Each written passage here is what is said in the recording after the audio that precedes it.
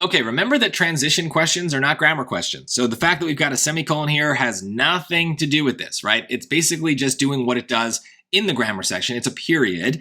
So we have two sentences. And like all the other transition questions, we just started the second sentence with the transition word with a capital letter. We're doing the same thing here. It's just, it doesn't have a capital letter, but it's the same idea.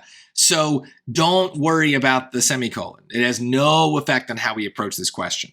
We're still going to need to think about these words in maybe some simpler terms. So furthermore is and, thus is so. In comparison kind of just means what it sounds like. For instance is for example. So let's see what we've got, and maybe one of these easier versions fits in very naturally. The Coastal Futures Conservatory in Virginia is known for creating oral representations of ecological data. One such effort combines underwater audio recorded in seagrass beds with data that track rising carbon levels in the seagrass. As carbon levels increase, the audio is correspondingly distorted. Listeners can hear the changes in the carbon levels. Okay, so let's focus on the last part again. I need to read it. As carbon levels increase, the audio is correspondingly distorted. Listeners can hear the changes in the carbon levels. Now, and makes sense, but only because and always makes sense, right? So that I'm not going to pick unless everything else fails. Now, by comparison, that doesn't seem like a comparison. It seems like we're saying almost like the same thing because it's distorted.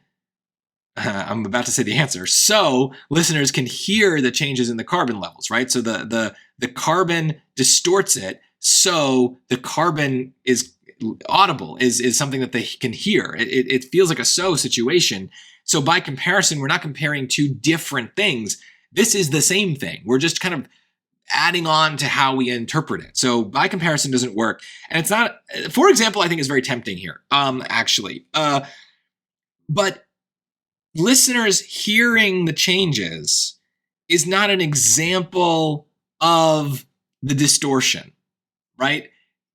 That is the distortion. It's the same thing. Now, if they said, like, for example, listeners can hear an increase in the carbon because there will be a higher pitch to the sound, right? Like that would be an example of how that carbon change manifests as some sort of audible thing.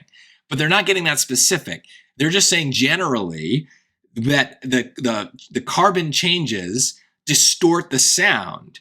So when we listen to the sound, we can hear the carbon changes. That's what they're going for. So D is the answer. I do think this one's a little hard though. Again, I think it's hard because most of you will not think of the word thus as so. And thus is a very sophisticated sounding word. It sounds kind of scary. You're probably not using it in your own conversations, so you don't have a good feel for it. But if we bring it back to so, my hope is that it sounds better in that blank and you can kind of make that connection better. For instance, is a safer bet because it's much more like what we say in normal conversation. But it's not an example here. It's the second piece of this is not an example of the first. It is a conclusion. It is an effect. So that's why we need the cause and effect word, so. If you have other questions, feel free to put them in the comments. I do feel like there were a couple of hard transitions on this section, so that's unusual, but if we know the words, we can dumb them down, we have a much better shot.